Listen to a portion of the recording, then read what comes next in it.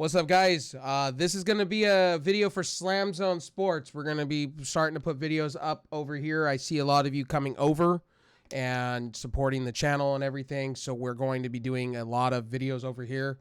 This video will also be up on other places as well as we see fit. My name is Rafe Realm. I'm with Fatal, the other owner of SlamZoneSports. Say hello, buddy. Hello, and welcome in. So, AEW new era, and a new era of SlamZoneSports too as well. Like, we're going to be doing a lot more over here. We're going to have watch-alongs. We're over on Kick, by the way. We're going to be going hard on the Kick train.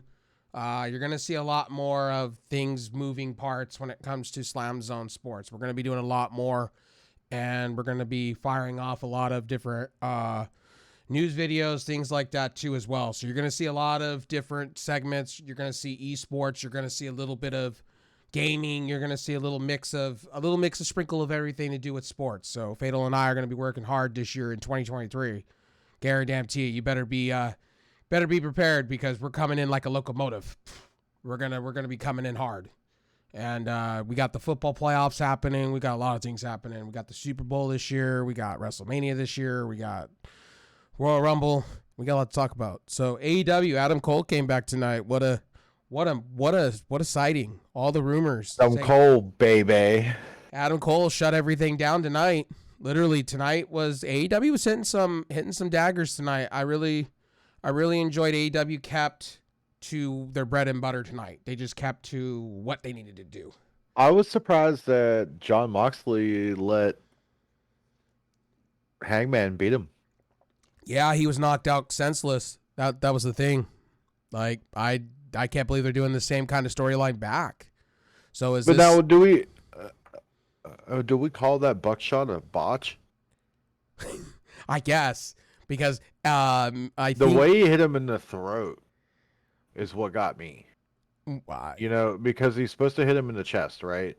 Yes, but was that right there in the top of the torso? But he got him like literally right below the chin. Was that, to be honest with you, was that a receipt? That had to have been a receipt to me, because the way he threw it was with some authority. And when John Moxley... But an intentional, almost trying to, put somebody in concussion protocol? That's interesting. That could have been a botch too. But from my angle, it looked like he hit him with some authority. One thing to hand somebody a receipt for something, but it's another thing to intentionally put somebody on the shelf. True. Because as athletes, you know what concussion protocol does to you. No matter if you're a wrestler, a football player, a baseball player, fucking doesn't fucking matter. Well, we just saw that with Damar Hamlin with football, with the whole heart condition. You could see now, you could see how we're, as society, is taking it serious now. We all stopped for a moment to go, oh, wow, that is very serious. Even when Adam Cole went down at Forbidden Door, we all see, me and you both sat back baffled. And then to hear he had dual concussions, it kind of makes you concerned. As Taz said on commentary, it's a serious business. People get fucking hurt. It happens. So Adam Cole. So we had Adam Cole tonight. He hit the baddest promo I've ever heard in a minute. You can hear the roof blowing off the building in the Kia Forum Arena. I wish I was there, honestly. I'm local to it, and I wish I was there personally, because those are just promos you just get once in a lifetime. And you could tell that they're going to be putting a lot of stock into Adam Cole. Why was Tony Schiavone salty, though? Yeah, that's what I didn't understand. I didn't understand it. Tony Schiavone's been weird lately. 1 minute, Taz and him go at each other. I don't know if that's just a kayfabe thing, or that's just a work. I don't know what that is between both of them, but they both, if you hear them right on the commentary booth, they both go at each other. They do. And Excalibur stops them sometimes. Yeah, and you can hear sometimes Tony Khan gets in the earphones, tells both of them to cut it out. It's like real life beef or something between each other. But it sells for TV, though. It does. It's the thing. You got to have these two kind of And I'm kind of... When you go back to the whole Jerry Lawler and fucking Michael Cole feud, that was fucking great for television. Yes. So Adam Cole came out, hit this hellacious promos, talked about his concussions, thanked the fans, and said he's here to take what is his. what he feels that is his. He's here to do more. We're about to see the Adam Cole that left NXT. Yes. A Ring of Honor, when he was running single run in Ring of Honor before he went to NXT and then NXT. Yeah, that's where we're going to see. He can be in a little faction group or whatever, but he wants to push the singles titles. He wants to be on top of the mountain. And he said he's just scratched the surface. The thing about the promo, it blew the roof off the building to me. It just blew the roof off the building. You could feel like you could feel the crowd was into it the minute that he did what he did. One other thing I will say about this whole Adam Cole, if CM Punk is not coming back, this is the guy that should be beating MJF here. This is 100% the guy you have go over as your babyface. If they're going to go this way with Adam Cole, then I put the asterisk there because here's the thing, CM Punk may be coming back. And how do you proceed CM Punk as you come back in the door? Because at this point, and I maybe be wrong, maybe Fatal can correct me, I feel at this point that they're just holding CM Punk for right now. You see seeing pictures of him getting bulky and lifting weights now. I have a sinking feeling by Revolution we see CM Punk somewhat. I really think that. And however Chris Jericho says that he doesn't want him in AEW, and I know Chris Jericho has some type of stake, but all honesty, CM Punk sells. That's just the thing here. He sells. Put asses in seats. I mean, but they're not having a problem putting asses in seats right now. I mean, have you seen their crowds for the past couple of weeks? It's been pretty amazing. They've been phenomenal. To see how they've been growing. Like, regardless of if they're giving the tickets away or not at the end to fill seats, like, these people are actually enjoying the show. Like, they're cheering. It's not just a bunch of shit over a speaker and then motionless people. No. Like you see on other shows, WWE. Here's the thing, too. Here's the thing you saw tonight. You saw a lot of signs in the crowd, and there was one that they posted. AEW, give them freaking credit. They posted right at the hard cam side. Saudi Arabia buying WWE, there ain't juicy enough or oozy enough. That has been going around like wildfire. And then another picture that's been going around like wildfire, and I don't know if this was kayfabe, faked, photoshopped, don't know. Shows a picture of Stephanie McMahon and Triple H in the attendance, but to me, I think that was photoshopped. I don't think they're sitting in an AEW crowd, sitting in like the building. I don't believe that to be real. That was going around on Twitter during the show. One thing tonight that I will say, Adam Cole was a win. I'm glad to see him back. He's healthy. The other win to me was Daniel Bryan and Keshida. That match literally went the distance. That was a banger. 100%. I love Daniel Bryan. I love Danielson here. They're building him up right. If they do it right, this is going to be a great feud going into Revolution for the Iron Man match. Psycho knee, though. That was devastating. Psycho knee. That was a fucking hell of a knee. He sold the hell out of that. And I got to give Keshida credit. Keshida's... Yeah, Takeshita actually sold the hell out of that knee, too. But he's a hell of an athlete. Yes. Takeshita he's a hell of an athlete for being, from New Japan, mainly. Yeah, New Japan, DDT Pro Wrestling, yeah. And I get why they signed him because he is well over. Like, you can hear the crowd is all into him. Like, I get he's been losing to top-tier talent, but he has been put over in a way. So you can't be mad at Tony Khan. He has been put over either way, so you can't be mad. Things that you could be mad at, and maybe I oversold it on my channel, is the fact of Sasha Banks. Maybe I oversold this tonight, thinking maybe some of us wrestling fans, and I'm at blame too, I saw stars in my eyes. I'm not going to deny that. I did. Beto could say I saw stars in my eyes. I did. I was hyped, but we didn't get Sasha Banks here or Mercedes Moné. And I kind of agree with the wrestling people out there. A lot of people. I agree. They're probably saving her for a big pay-per-view. And Tony Khan's always been respectful of New Japan Pro Wrestling. So what he's probably doing is he's going to let her win the IWGP Championship and have her come in with the belt. It makes more sense that way. I kind of seeing it going it that way.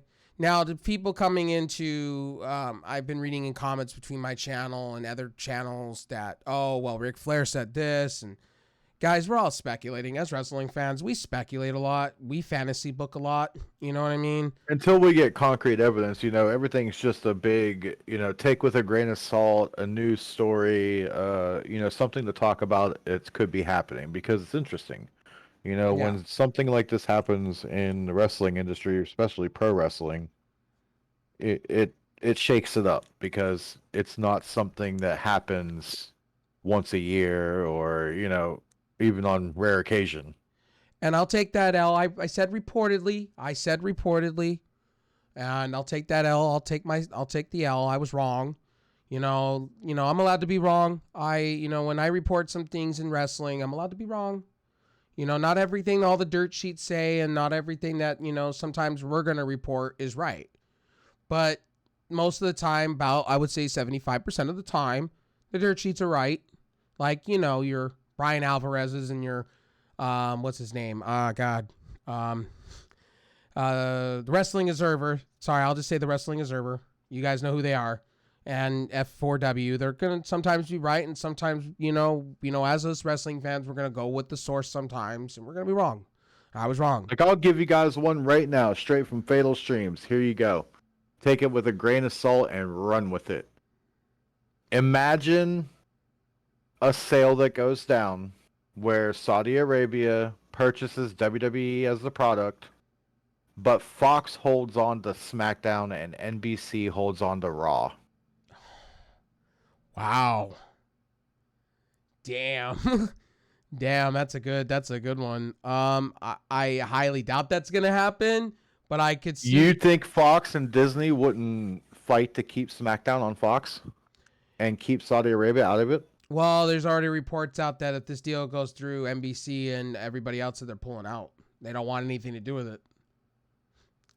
But just imagine. You could. That's the way that they don't pull out. They get to keep, the mainstays. Or wouldn't it be then what happens to the WWE product, Well, wouldn't it be something if Saudi Arabia pays these companies a bunch of money as well, part of this deal, to keep the show on? Nobody wants their dirty money. That's true. So let's see. Let's get into the rest of the show. Let's talk about. We did not see tonight. We did not see Darby Allin. That was kind of no, but we did get to see Juice Robinson, and yes. He did call out Darby Allin.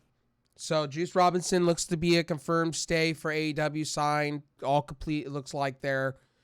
Maybe Jay White comes in as well. Jay White may be coming in next. Jay White's contract. I think Jay White's next. I don't think with the Saudi Arabia thing going on and with question marks on WWE, I don't think people are. I think everything that people have seen with WWE, they're putting a halt into wanting to go to WWE. But Jay White was never really. I don't think he's invested going into WWE anyway because he knows they're going to ruin him. He knows they're not going to let him do what he wants to do. They'll let him keep a little bit of his gimmick to an extent, but they're going to change everything.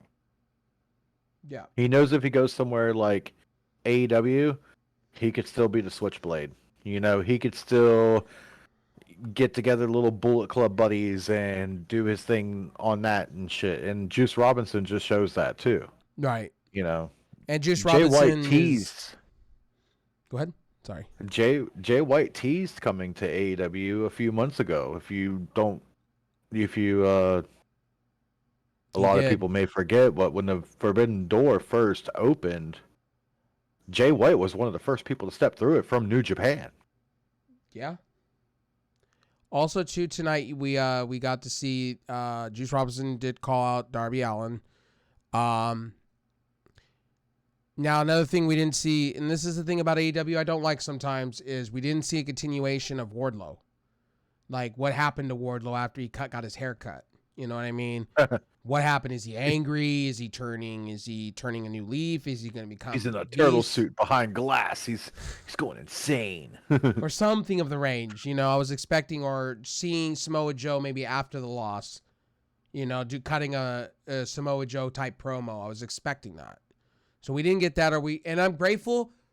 Tony Khan pulled the plug on the Book of Hobbs. I'm grateful for that. Oh, thank God. I don't need to see another Book of Hobbs for another week. I'm good. Like, just have the guy come out. If you're gonna make him a beast, have him come Make out. him a powerhouse. Yeah. Yeah, I have don't him I come don't out. need this whole book. What the fuck is this? Like, no. And if you're This gonna isn't have the him, diary of Hobbes. I don't give a fuck about his diary. if you're having him come out, have him beat talent. That's the thing. Just have him beat talent and build him up for like an All Atlantic championship, or maybe put him in one of the faces Darby Allin kind of matches and have Darby Allin go over. Yep. Darby Allin needs to hold the title for a while. He's deserving of it. I get why they did it with Samoa Joe. I'm starting to understand it. Because you can't. What are you gonna do with two championships? You don't want Ring of Honor being featured. Samoa Joe's been doing a lot of carrying lately. His storylines have been great, and we're getting rumors of Ring of Honor somewhere. So now Ring of Honor. The rumor has it they did supposedly are gonna find a TV deal. Then also it's been told HBO Max. Then it's also been said Honor Club. It's been so many things. What Tony Khan is waiting for. So you guys know this. He's waiting for New Japan because they have a deal with New Japan going on. Once they have that deal going on, once they announce an agreement, that's when you'll see a TV deal. They're still ironing out some things between each other because New Japan just pulled their U.S. promotion. New Japan Strong is gone. They're done. They're finished. And that tells me that Tony Khan and them are going to work together with Ring of Honor like it was before. And when they did it before, it was great. New Japan and Ring of Honor did great work together. So I think this time around they're going to do great work because we had great Bullet Club matches in the U.S. That's how we got to know Kenny Omega and the Bucks a little bit. So I think, with this new partnership between each other, I think it's going to be for good television all around, if they do decide to go this way. And two, Tony Khan's always been a visionary in a way. Like he's strategies, right? He plays the strategy game. So I don't want him to put him on, I don't want to see Ring of Honor go to some shit television show. You know what I mean? I want to see them go somewhere where they're valued within the Turner or within the Discovery Warner Media Group. All the channels they own. I want to see them go somewhere where they can get the views, because I know Tony Khan can put on great TV. You're seeing it the last 3 weeks, and I think he can do it with Ring of Honor really well. Question's going to beg how many hours and when and where. Do they go against the NFL? Because Tony Khan doesn't want to go against the NFL. Same with, basketball and all that. He doesn't want to go against those groups or WWE. Now, I see it Thursdays, and I've been telling this to people for a while. I think Thursday would be your best bet. And I'm with Fatal on this. I think Thursday would be perfect because Ring of Honor was small fries anyway. You put them on Thursdays and you have them crush Impact just to build them up. You put them on like True TV or something or Discovery. There's millions of people that watch Discovery. So you put them on the Discovery Network or True TV or whatever, and you have them crush your competition, which your competition would be Impact. So what'd you do? You have 2 wrestling shows on Thursday. But that's my personal opinion. I'm speculating. But tonight, we had a women's match tonight. Sheeta's heel turn. What it looks like to me. It looks like Sheeta's been doing great work as she's been the best thing in the women's division, actually. Next to Britt Baker. I would say Britt Baker's number 2. I would say Thunder Rosa's number 3. I would say Jamie Hayter's number 4. I would even go to the lengths of what's her name? Her little assistant person. I would say she's a great little antagonist character. I would say she's number 4. Don't get me wrong. Yeah. I was high up on Saraya, but after a little bit, Shreya's kind of lost stock with me. And it's slowly losing stock with me. And Tony Storm's losing stock with me by the day. I don't understand why we're flipping them heel all of a sudden now. But I understand why they're doing with Sheeta. So Sheeta came out, threw a kendo stick in the middle of the match. Britt Baker used it. Or I think it was Britt Baker or was it Jamie Hayter? One of the two. And hit Tony Storm for the 1, 2, 3.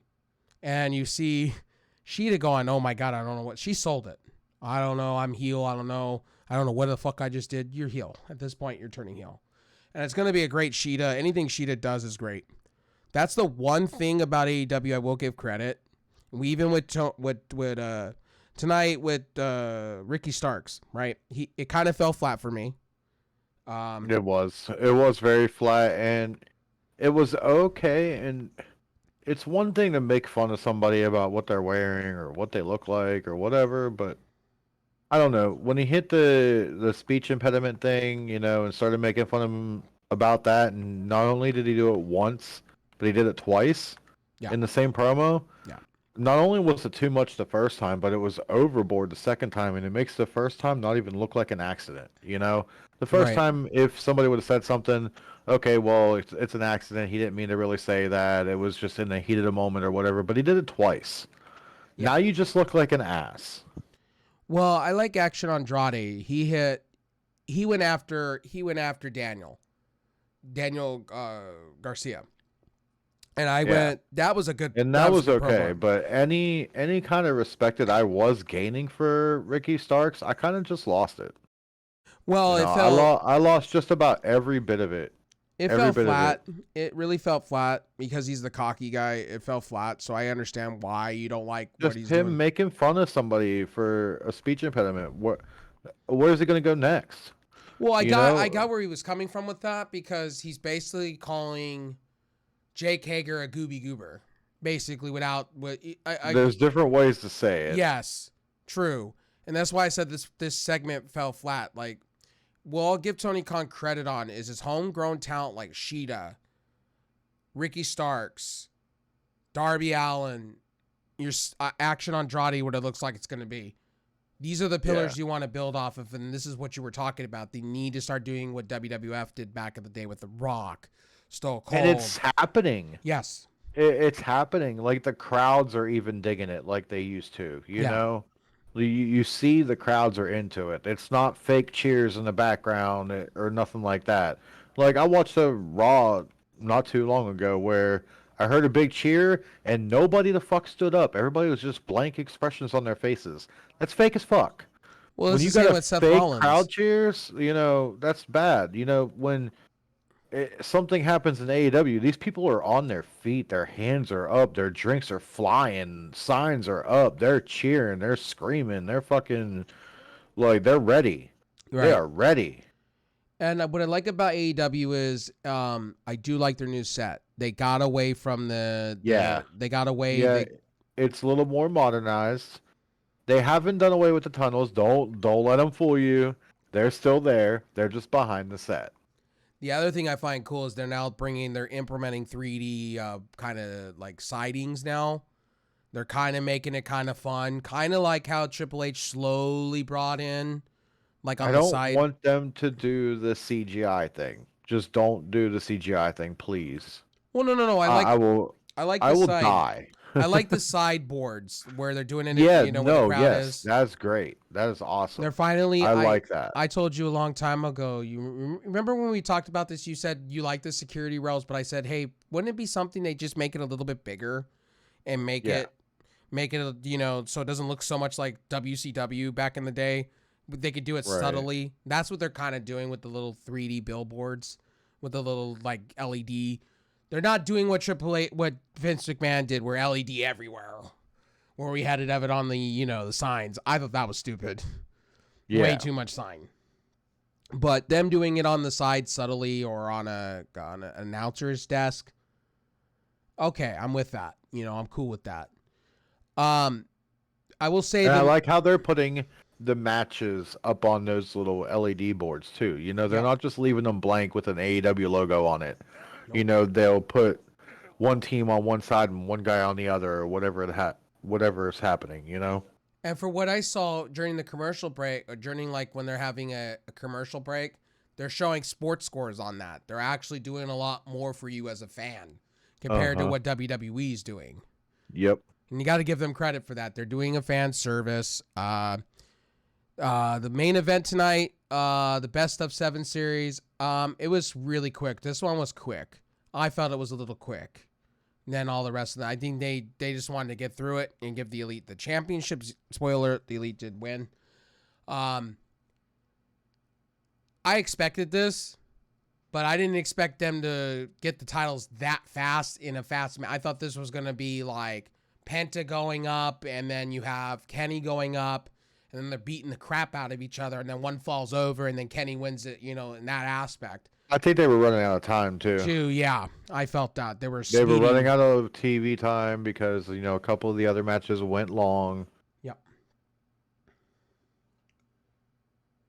So, AEW tonight, I will say, even with the Elite match going on, great frame pacing. I think they gave some matches more time than expected, especially Akeshita. I think Tony Khan let them go on a little extra, just because the match was a banger. The other banger match, I would honestly tell you, the women's match had somewhat finally. Tony Khan, I think, is the win. The wheels are spinning, and he's finally giving you a storyline.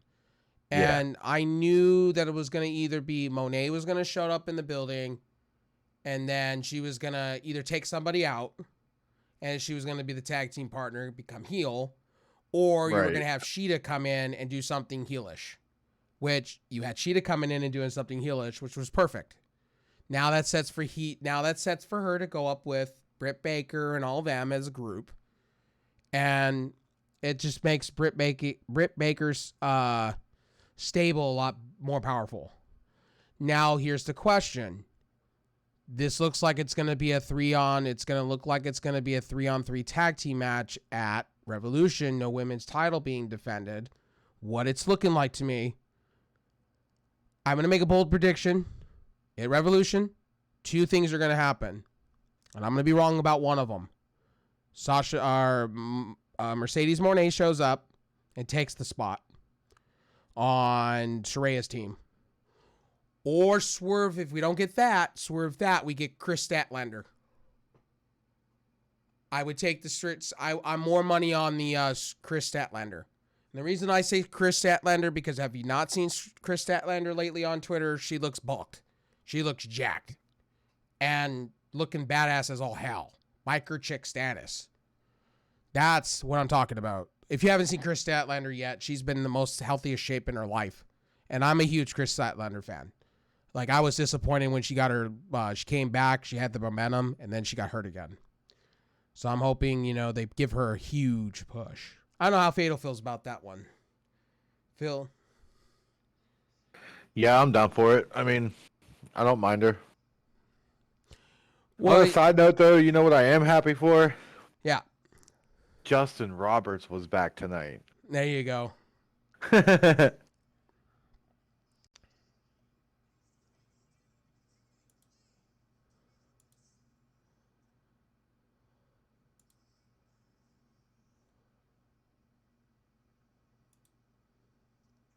Not that I don't like the other girl, but look, I just like Justin Roberts announcing.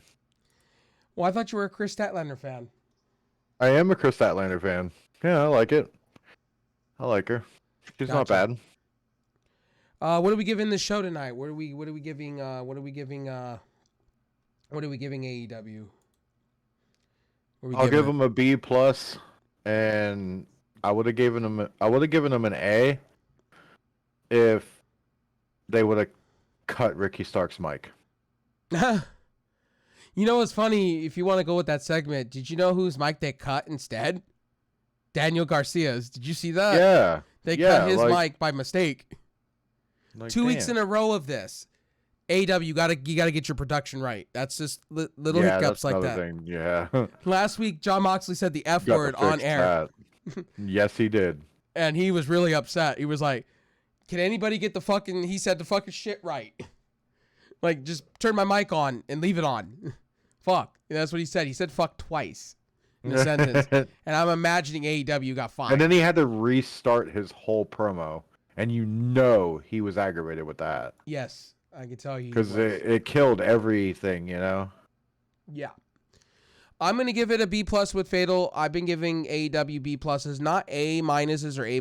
Why? Because you'll have like great momentum at the very beginning of the show, and then you'll have this one segment that you just go, that wasn't it, Chief. But they kind of let it build up throughout the night, and that's what was good. You know, you got little hype moments throughout the night with what would be considered to some people as dead moments or fillers, you know, in the right spots. Right. It's been AEW. Like I said, this Revolution build is going to be interesting. I think it will be Danielson and MJF in an Iron Man match. I really think it's going to be that. Do I think Danielson's going to win? No, it's way too early. I think that's already been made. I think that's already a thing. It is going to be Danielson and MJF in an Iron Man match. Danielson has to become number one contender. That's the stipulation. So he has to win 8 matches in a row. He has to win all of his matches up to Revolution. You don't think MJF's going to try to, play I'm the devil? Yeah. Try to get him But I to mean, lose? he did that stuff with Wardlow too. Yes. So this is typical MJF. Anyway, guys, we're going to get to, we got another video coming up. We're going to talk about that Saudi Arabia deal. It's in principle. Just keep this in mind when you watch this video and you watch the other video. Oh, yeah. Go ahead. Yeah, it's in principle, but you guys will hear that in the next one. Yep. See you guys. Make sure to rate, like, and subscribe. I'll see you guys on the next Slam Zone video with Fatal. Thank you guys for stopping. We will have other pages. We will update. I will be updating the YouTube page for you guys. So make sure to be stay tuning. We're going to be updating everything. I will be on it because we're on Kick now. We're on a bunch of stuff. So, and you guys will see more of us. So, see ya.